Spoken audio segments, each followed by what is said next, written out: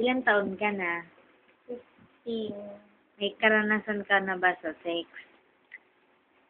Yap. Sang-ayon ka ba sa premarital sex? Yung, Hindi. ano yung, teka lang, meron ka ng karanasan, di ba? Ano yung rason, bakit mo nagawa yun? Yung iba kasi, nagre-rebelde o kaya nababading kami sa barkada. Hindi ka ba natatakot nung ginawa mo yun? Natatakot. Bakit ka naman nagre-rebelde? Sa sobrang higpit. Ng nanay mo.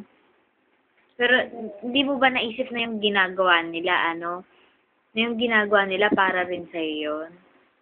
Naisip. Kung mabibigyan ka ng pagkakataon ibalik yung oras, magagawa mo ba na makipag-sex dahil lang sa pagre-rebelde? Hindi na siguro. Nagsisisi ka rin? Oo.